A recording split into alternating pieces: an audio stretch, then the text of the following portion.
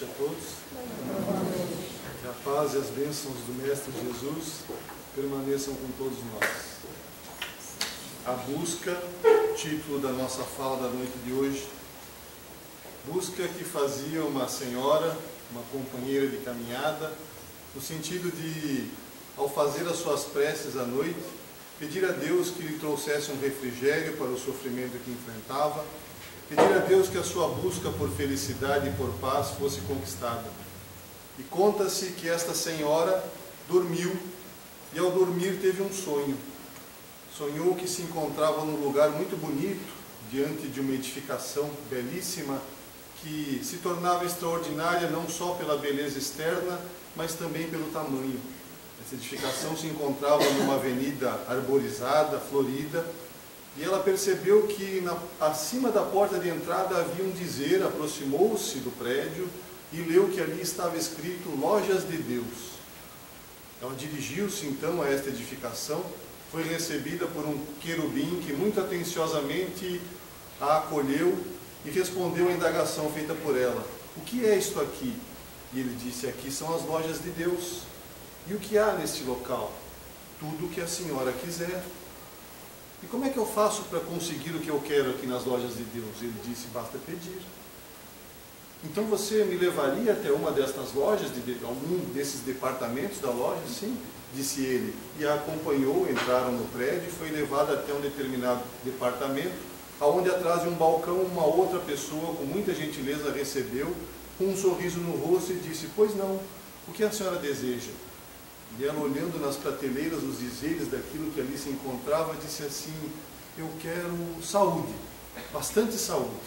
Ele virou-se para trás, pegou uma embalagem, um saquinho, uma sacola dessas que existem nas lojas de Deus e acondicionou dentro daquela sacola uma porção bem generosa de saúde e colocou sobre o balcão. Ela disse, eu gostaria também de um pouco de esperança.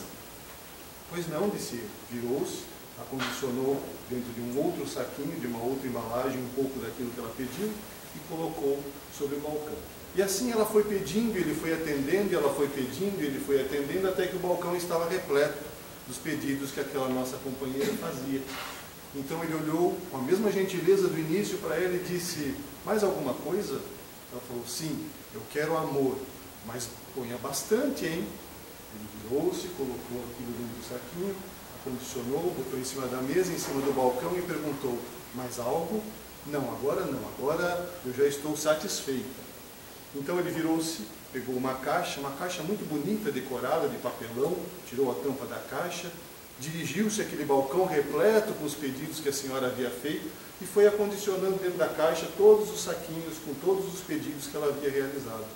E ela percebeu que à medida que ele pegava o saquinho e colocava na caixa, ele diminuía de tamanho. E aquilo foi deixando entregada.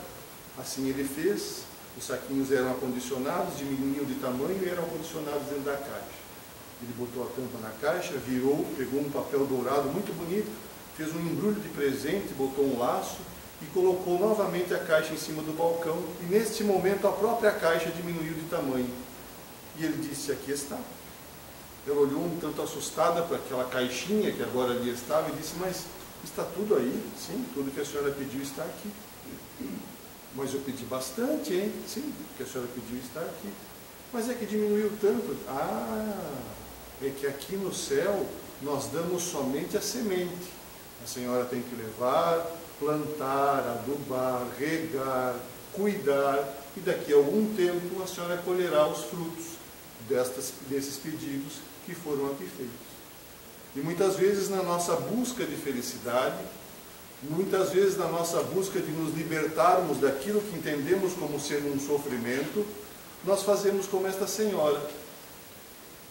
Nós buscamos as benesses da vida de forma pronta, como que dadas em uma caixa de presentes.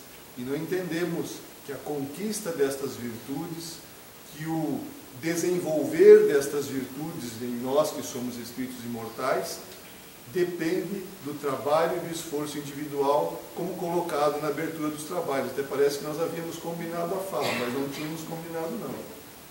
depende do esforço pessoal, do esforço íntimo que fazemos nesta busca por aquilo que realmente deveríamos buscar, que é a reforma íntima. Reforma esta que é urgente, mas não é apressada, porque a providência divina nos coloca tudo que é possível para que sejamos bem-sucedidos e nos faz entender que esta caminhada ainda é longa, que somos espíritos ainda na infância da humanidade e que precisamos caminhar muito, apesar de todas as conquistas inúmeras que já conquistamos neste nosso início, desde o momento em que fomos criados, na simplicidade e na ignorância, e até passando por todos os reinos até chegarmos hoje no reino animal. Muitas foram as conquistas, mas a distância que medeia o nosso estado evolutivo atual da angelitude ainda é muito grande. Nos dizem os espíritos que estamos mais próximos do início do que do final. No entanto, às vezes não percebemos que o que nos tornou o ser que somos hoje também foi fruto do trabalho que desenvolvemos aqui para trás. As virtudes que já possuímos hoje foram conquistas próprias nossas em função do trabalho que já realizamos. Não ganhamos isto de presente de Deus. O presente que Deus nos dá é a possibilidade de, pelos próprios esforços, vencermos a dificuldade e atingirmos um dia a perfeição que nos levará à felicidade plena. Buscando nos auxiliar na compreensão desta caminhada, através do conhecimento de nós mesmos, na busca desta reforma íntima, o Espírito Joana de Ângeles tem uma série de livros conhecida como a série psicológica de Joana de Ângeles, que se inicia em 1989 com a publicação de Jesus e a Atualidade e continua até a 16ª obra, intitulada Psicologia da Gratidão.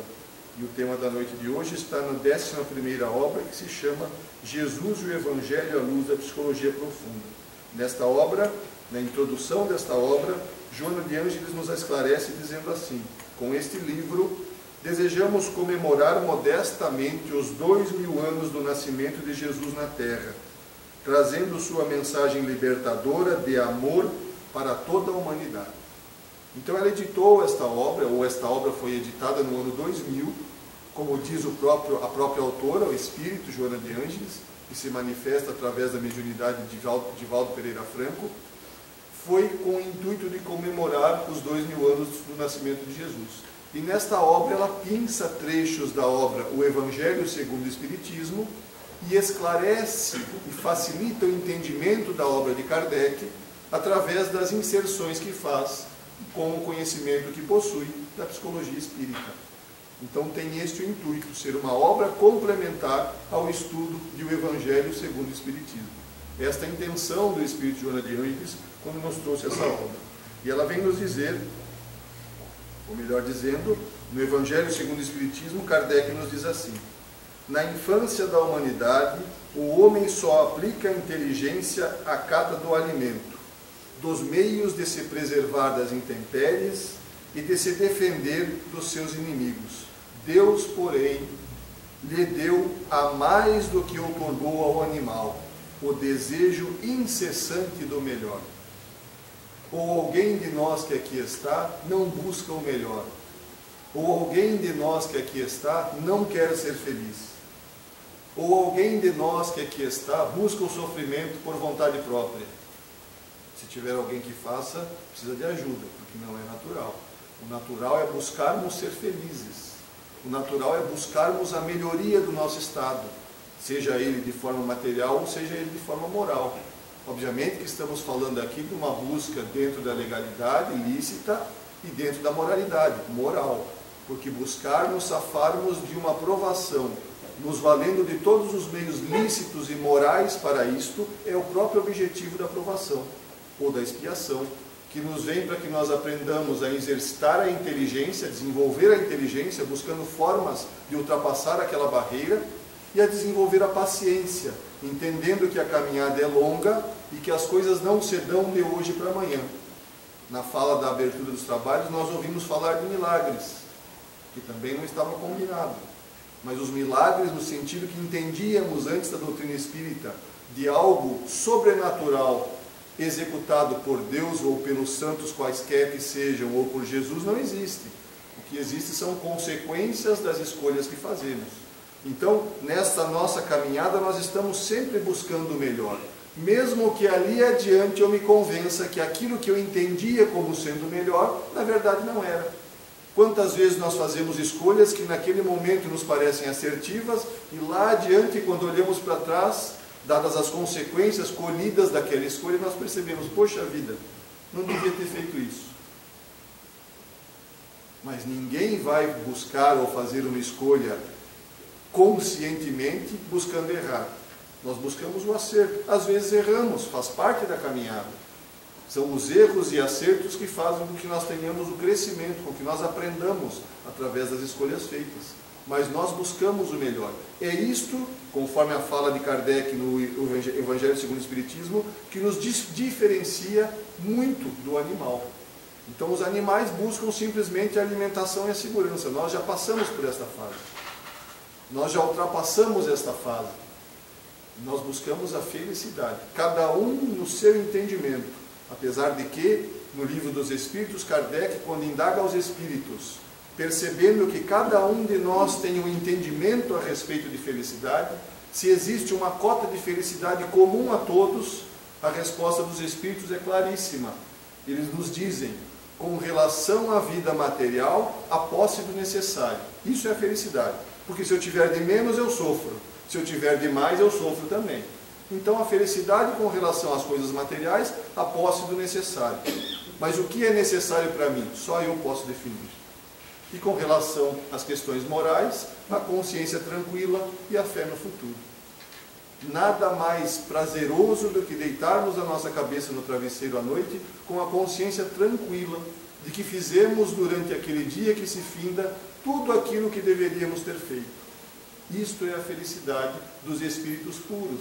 Mas nós às vezes buscamos a felicidade através da satisfação das sensações e dos prazeres materiais, esquecendo que somos diferentes dos animais. Existe um estudo de sociologia que não é uma conceituação espírita, vale aqui a ressalva, é um conceito trazido por um psicólogo americano chamado Abraham Maslow, conhecido como pirâmide das necessidades, em que Maslow, que não é espírita, trouxe esse conceito que nós vamos nos valer para entendermos a fala de Joana de Ângeles. Nos diz Maslow que nós buscamos inicialmente a satisfação das necessidades básicas. Então, primeiro as necessidades fisiológicas. Se alguém aqui estiver com fome, provavelmente não se concentrará naquilo que está ouvindo, porque a fome fala mais alto do que a concentração. Tomara que não tenha ninguém, espero que não. Se alguém aqui estiver com alimentos em excesso, também não conseguirá se concentrar, porque o corpo vai agir sobre o nosso psique e a gente não consegue prestar atenção no que está sendo falado. Então, estando com as necessidades fisiológicas satisfeitas, nós vamos para um nível acima da escala, que ele chama ali de necessidades de segurança. Então, imaginem que nós estivéssemos aqui num local a céu aberto, sem o teto que nos protege da intempérie, e começasse a trovejar, provavelmente nós nos sentiríamos inseguros e não conseguiríamos prestar atenção, porque a necessidade de segurança viria primeiro. Então buscamos atender a necessidade de segurança. Caminhando um pouquinho mais na pirâmide, à medida que a base vai sendo satisfeita, nós avançamos um degrau. Buscamos a necessidade de amor, as necessidades psicológicas. Amor, relacionamento, então a amizade, a família, a intimidade sexual, no conceito, falando aqui novamente, de Maslow. Então nós buscamos inicialmente, como espíritos, e agora sob o olhar da doutrina espírita, o desenvolvimento do amor que temos, mas no nosso nível, e que será lá adiante o amor de Cristo, através da amizade. A amizade e o interesse pelo próximo é uma forma de ampliarmos o amor que temos, para que lá adiante ele se torne o amor do Cristo. Amar ao próximo passa por me interessar por ele, por respeitá-lo. Quando eu não furo a fila do buffet no restaurante, eu estou amando o próximo. Quando eu respeito as leis humanas, eu estou amando o próximo, porque faz parte do princípio de justiça respeitar as leis humanas. Então, quando eu respeito a vaga de estacionamento, quando eu cedo o meu lugar no local cheio ou no ônibus, quando eu não furo a fila, quando eu não ultrapasso ou não fecho a vez de alguém no trânsito, eu estou exercitando o amor. Respeitando as leis humanas, eu exercito aquilo que lá adiante se transformará no amor que o Cristo tem por mim. Mas se eu não fizer isso, não amarei tão cedo como Cristo me ama. Obviamente que atingir o estado luminoso, a perfeição espiritual relativa, é uma condenação fatal para todos nós. Todos seremos felizes um dia, mas uns com mais celeridade e outros mais devagar. A função de estarmos aqui numa casa espírita, estudando doutrina espírita, é para que as escolhas que fazemos de forma consciente nos levem mais celeremente a atingirmos esse estado de espírito feliz. Então a função do Espiritismo é fazer com que esta conquista da felicidade e da plenitude se dê de forma consciente. Porque de forma inconsciente, pela força da lei, não precisaríamos nem estudar doutrina espírita. Mesmo aqueles espíritos que nunca tiveram e nem terão contato com a doutrina, serão felizes lá adiante. Isso faz parte da lei de evolução. Nesta caminhada e nesse crescimento que passamos, buscamos então um degrau acima, a estima, a autoestima, a valorização de nós mesmos, a confiança, a conquista, o respeito dos outros e o respeito pelos outros ou aos outros.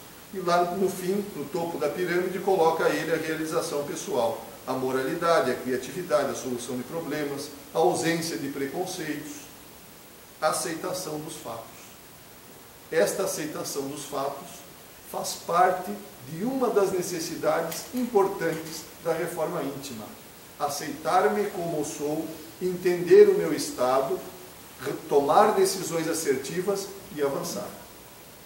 Porque as escolhas que fazemos, quando terminam ou quando culminam na conquista de uma virtude, nós não voltamos mais para trás. Um exemplo muito simples de ser percebido num nível de evolução que já atingimos. Imaginemos que estejamos aqui numa reunião em que todas as cadeiras estão ocupadas e adentra lá na porta uma senhora grávida. E não tem mais lugar nenhum aqui. E ela quer participar da reunião.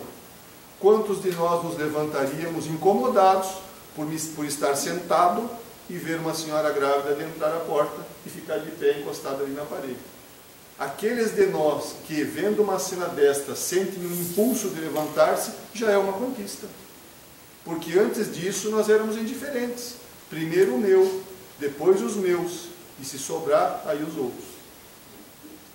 Mas se nós já estamos nesse nível de que o mal-estar de alguém nos afeta e nos incomoda, já é uma conquista. Longe ainda do amor do Cristo, mas já é uma conquista, já estamos nos preocupando com o próximo. Houve um momento aqui atrás que nós éramos completamente indiferentes com o sofrimento alheio.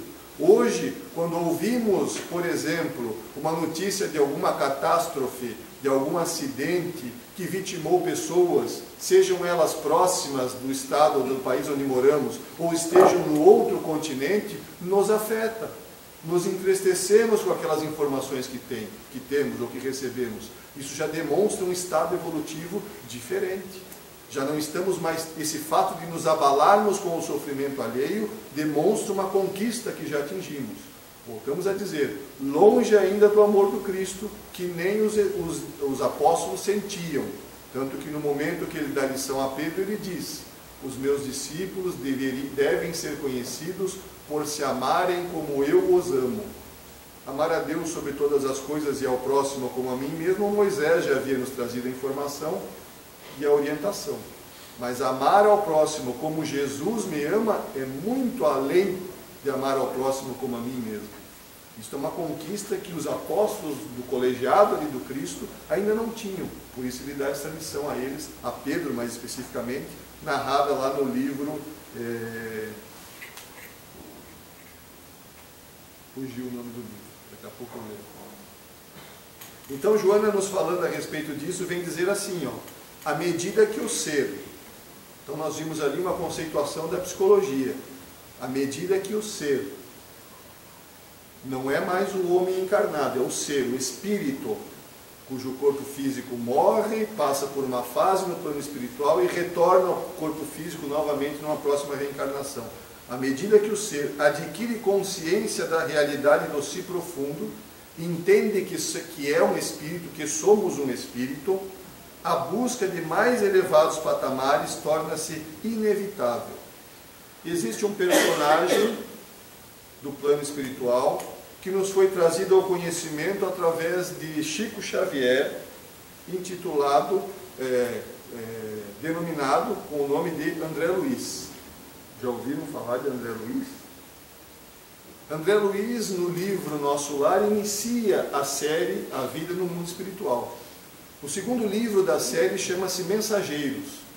No livro Os Mensageiros, existe uma passagem, no segundo capítulo do livro, de uma conversa de André Luiz com Narcisa, em que ele diz a ela que aquelas conversas que ele ouvia nas câmaras de retificação, lá onde ele cuidava dos recém-desencarnados, pessoas perturbadas psicologicamente, espíritos perturbados psicologicamente, que não entendiam que já haviam desencarnado, que não aceitavam a sua situação, que estavam revoltados com a situação em que se encontravam. Então ele ouvia lá as histórias que aqueles espíritos contavam, reclamando das suas famílias, falando mal dos seus familiares, aquelas histórias, conversas do terra a terra, que eram trazidas por aqueles espíritos que lá estavam. E ele, no início, ele se envolvia com aquelas histórias e lhe era agradável ouvir as histórias íntimas de cada um. E lá no livro Os Mensageiros, ele diz para Narcisa que aquilo não lhe preenchia mais, que não lhe trazia mais prazer algum ouvir as narrativas íntimas daquelas criaturas que lá estavam. E que ele percebia que aquele ouvir aquelas conversas lhe trazia um vazio existencial. E ela explica a ele que ele estava naquele momento como que se fosse um cálice vazio das preocupações da terra, dos assuntos que lhe interessavam quando estava na terra, e que precisava preencher esse cálice com temáticas e com assuntos e com informações e valores mais elevados. É isto que Joana de Ângeles está nos dizendo, quando ela fala que quando nós entendemos que somos espírito, algumas informações ou algumas conversas já não nos trazem mais prazer algum, porque já queremos algo a mais, já buscamos algo a mais. Isso significa uma conquista, porque já estamos começando a adquirir a consciência de que somos espíritos imortais. Quando nós tivemos a primeira informação, no primeiro contato da informação trazida pela doutrina espírita, que somos criaturas reencarnadas, que já tivemos várias existências aqui para trás, que estamos numa atual existência que se findará logo ali adiante quando este corpo físico morrer, e isto é fatal, todos que aqui estão encarnados terão a morte do corpo físico. Desculpa se eu desanimo alguém, só não sabemos quando. E existe uma fila. Felizmente a gente também não sabe qual é a ordem da fila, mas já existe uma fila. Então todos que aqui estamos encarnados, o nosso corpo físico morrerá. O corpo físico, nós não. Permaneceremos vivos, porque a vida é única, as existências são várias. E teremos um corpo novinho em folha ali adiante.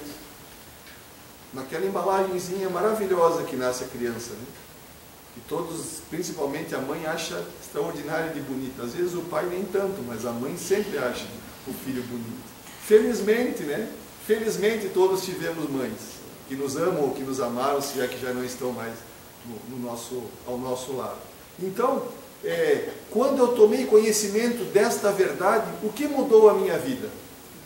Não precisa ninguém responder. Mas pense, quando eu soube que eu sou um espírito imortal e indestrutível, o que isso mudou a minha vida? Nada. Então, eu ainda não estou adquirindo essa consciência profunda. A partir do momento que isto mudou algo na minha vida, eu comecei a adquirir esta consciência. Pelo menos nas minhas conversas íntimas com Deus. Porque nós vimos ali no início da fala a história da nossa companheira que sonhou com as lojas do céu, obviamente que é uma figura de linguagem, que é uma ilustração, não existem as lojas do céu, mas ela sonhou que estava nas lojas do céu. Demonstra que não tinha entendido, ou que não entendeu, que é um espírito imortal e que todas as conquistas são fruto do meu próprio trabalho. Ah, mas então eu conquisto sozinho, mas com a ajuda de vários. O que nós estamos fazendo aqui hoje, todos sendo ajudados por uma doutrina que foi codificada em poucos anos por uma criatura que já passava dos 50. Já pensaram sobre isso? Quem está acima dos 50 pode pensar que acima dos 50 dá para codificar uma doutrina. Foi o que Kardec fez, já tinha mais de 50 anos, desencarnou com 68, completando 69, um jovem nos dias de hoje. e desencarnou antes da hora ainda, por conta de um aneurisma. Mas ele codificou a doutrina da qual nós estamos nos valendo agora. No livro Cartas e Crônicas, de Humberto de Campos, também escrito por Chico Xavier, existe um capítulo intitulado Kardec e Napoleão.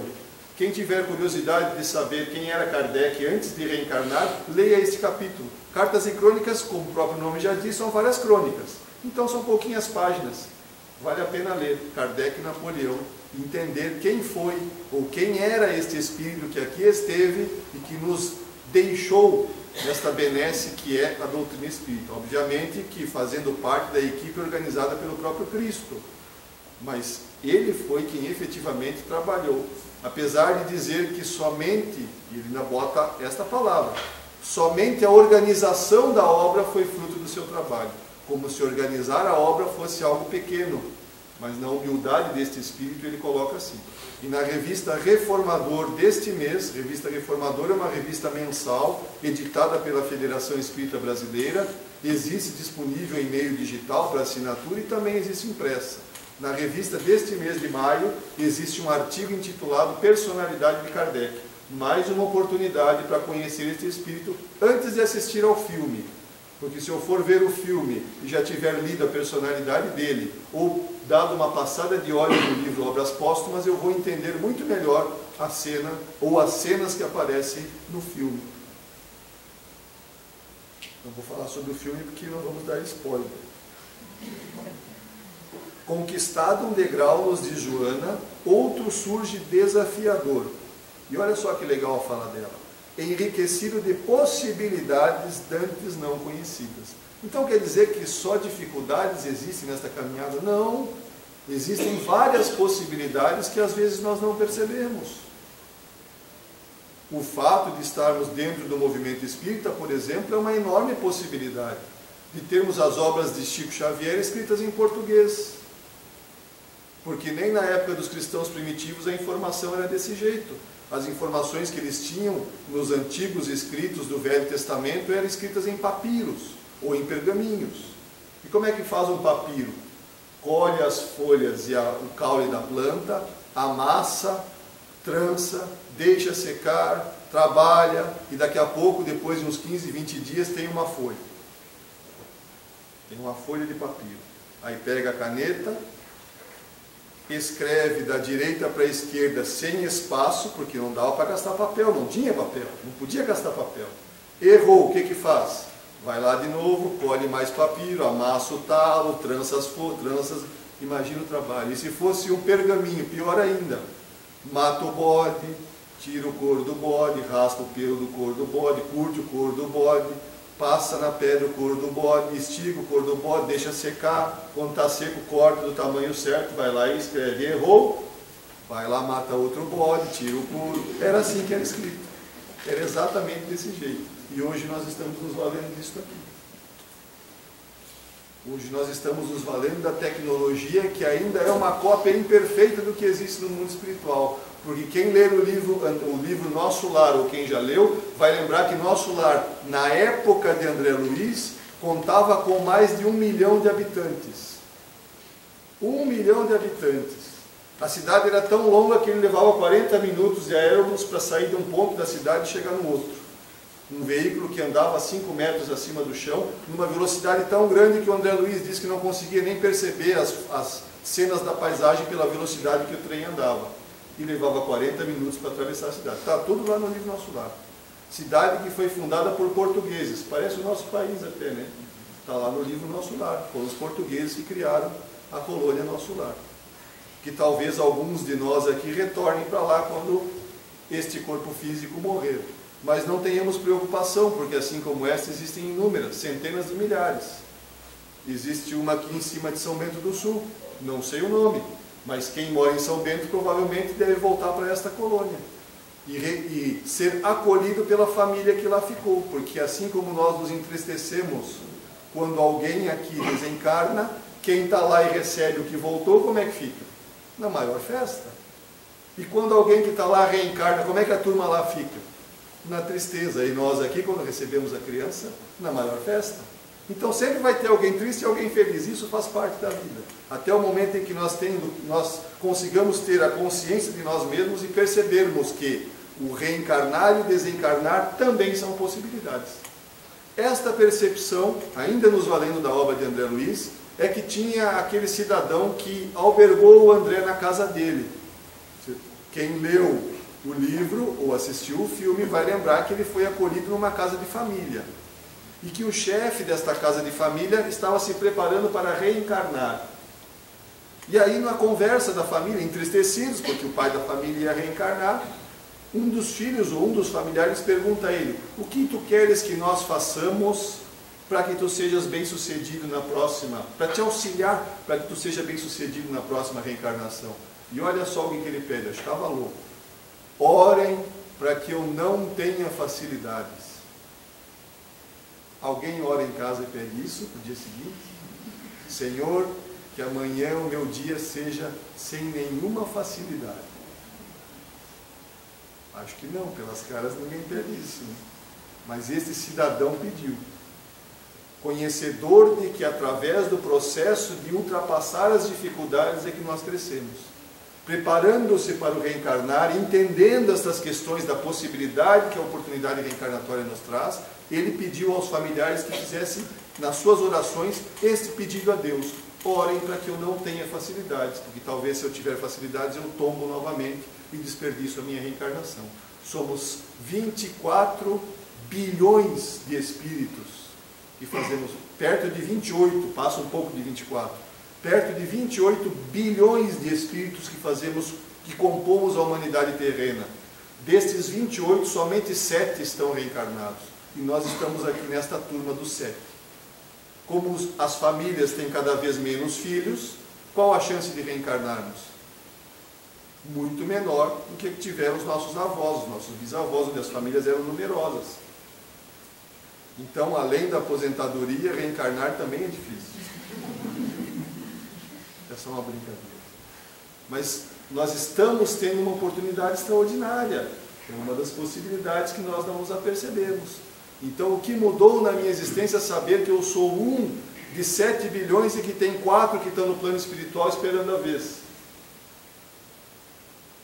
Nós somos desses 7 bilhões, aproximadamente 2,1 milhões de espíritas, declarados ali no censo.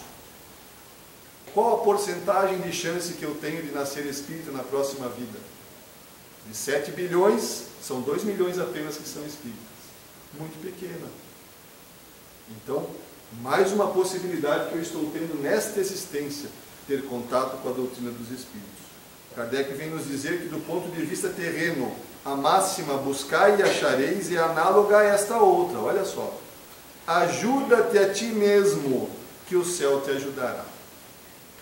Será que foi essa a lição que o atendente das lojas do céu quis dar àquela senhora quando ela percebeu que a caixa diminuiu e ele disse a ela: nós só damos a semente?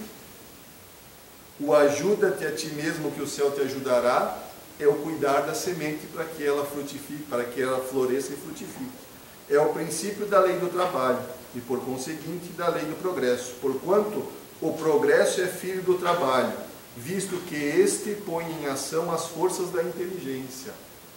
Nós somos criaturas que temos, diferente dos nossos companheiros de caminhada, que são os seres irracionais, a inteligência, apesar de muitas vezes nos deixarmos levar pelos instintos. Porque uma pessoa com sono, com fome, normalmente fica mal-humorada. Ou não? Será que sou só eu? Principalmente se está com fome e alguém aparece com um quindim. Aliás, o quindim não é do Senhor Jesus. O quindim é algo que foi criado, mas não foi por Deus. Porque ele desacorçou a nossa mente. Então, quando virem um quindim, afastem-se. Porque depois que provarem a primeira vez, não conseguirão mais. É um pequeno conselho, uma sugestão.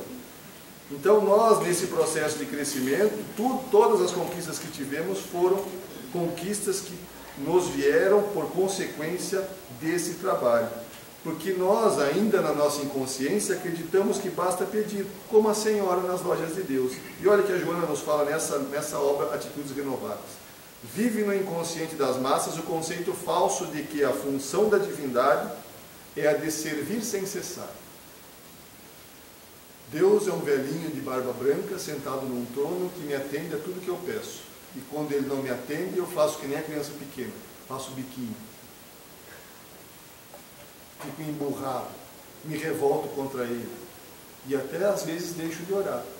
Incompreendendo que não é o atendimento da minha prece se dará na medida da minha necessidade e não efetivamente na forma que eu pedi que ela fosse atendida, porque muitas vezes aquilo que eu peço não é tão bom e depois lá adiante, olhando para trás, ligando os pontinhos, eu vou perceber que felizmente Deus não me atendeu naquele pedido que eu havia feito. Aliás, Haroldo Dutra Dias costuma dizer que o que não é para acontecer precisa dar errado para que o que é para acontecer, aconteça. Significa que às vezes as coisas que no nosso entendimento dão errado, era para darem errado no nosso entendimento, para que ali adiante o algo que deveria acontecer, efetivamente aconteça. Faz parte dessa nossa caminhada passar por aquela experienciação que ali está. Então, o buscai e achareis é corolário, como diz Kardec, do ajuda-te e o céu te ajudará. Nesta busca, na acepção da psicologia profunda, nos diz Joana, na mesma obra, é o intenso labor de autoaprimoramento, de autoiluminação, esbatendo, que é o mesmo que atenuando, que diminuindo, toda a sombra teimosa geradora de ignorância e de sofrimento. Porque às vezes nós não nos aceitamos como somos por conta de processos de defesa psíquica conquistados em vidas pregressas. Então, por exemplo, todos nós que aqui estamos num mundo egoísta, todos nós que aqui estamos num mundo violento, somos, por consequência, egoístas e violentos. Senão não estaríamos num mundo egoísta e violento, a não ser aqueles que estão em missão. Mas é bem provável que a grande maioria de nós não seja dessa forma. Aliás, a média da humanidade é a mesma.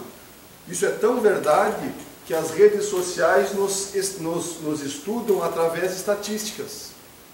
O Facebook, por exemplo, não é uma ferramenta criada no Brasil, mas todos nós que o temos e que alimentamos informação, viramos números estatísticos, porque existe uma média de comportamento da humanidade toda. Todos se comportam diante de uma situação, por exemplo, de casamento, mais ou menos da mesma forma. Todos se comportam diante de uma situação de namoro, por exemplo, mais ou menos da mesma forma, no mundo todo. E por conta disso, as redes sociais, que são programas, são inteligências artificiais, aprendem sobre nós através do nosso comportamento, que na maioria das vezes no mundo todo é mediano, é igual para todo mundo. Os homens se comportam de uma forma e as mulheres se comportam de outra forma. Nós estamos falando aqui de questão de se é certo ou se é errado, se é melhor ou se é pior. Não é isso. É simplesmente para entendermos que a média de entendimento de comportamento da humanidade terrena é a mesma e as redes sociais provam isso. Basta estudar um pouquinho a respeito deste assunto. Então, não aceitarmos a nossa situação de violentos ou de egoístas dificulta o nosso aprendizado, dificulta a nossa caminhada, porque eu preciso perceber aquilo que em mim deve ser melhorado para que eu trabalhe para melhorar. E uma das formas que a gente tem de propiciar esta aceitação é, por exemplo, não adjetivar o sentimento quando ele aparece. Por exemplo, e aí vamos usar aqui um exemplo citado pelo Haroldo Dutra, que é um palestrante ali de Minas Gerais, já esteve conosco aqui em Santa Catarina várias vezes, no Paraná, quem costuma ir ali na Conferência Espírita do Paraná, já teve a oportunidade de ouvir, e na internet também tem muitas palestras dele disponíveis. E ele usou um exemplo extraordinário que nos permite esta compreensão do adjetivar a minha dificuldade. Ele disse que ele conversa com ele mesmo. Então, quando ele vai fazer as palestras dele, que é chamado a dirigir-se até a frente da assistência que ali está, e que se sente orgulhoso e feliz pela postura de ser, naquele momento, o profundo conhecedor de doutrina espírita, e esse sentimento transborda nele, e ele diz que conversa com ele mesmo e diz assim: olha só, o orgulho e a arrogância se apresentando, mas ele conversa com ele mesmo. Mas não adjetiva, não diz o orgulho é ruim nem a arrogância é ruim. Só percebe, olha só. Quando eu tenho alguma discussão com alguém, discussão no sentido de conversa, e este alguém fala coisas contrárias ao que eu penso e eu me exalto, eu posso perceber, olha só a violência e a raiva se apresentando em mim. Não precisa falar para a pessoa, mas perceba. Olha a raiva se apresentando, olha o ciúme se apresentando. Quando alguém me fala algo, me diz algo que eu me desequilibro e me surge um sentimento, perceber esse sentimento e conversar consigo mesmo, dizendo, olha aqui, olha o meu orgulho porque eu acredito que aquela pessoa me ofendeu. No fim, ela não estava nem falando de mim, estava falando de outro, mas eu me senti ofendido. Então, conversar consigo mesmo e não dizer que ser egoísta é ruim, é feio, que ser egoísta é pecado, que ser violento é ruim. Perceber que tenho esta deficiência, aceitar-me com esta deficiência e buscar a melhoria.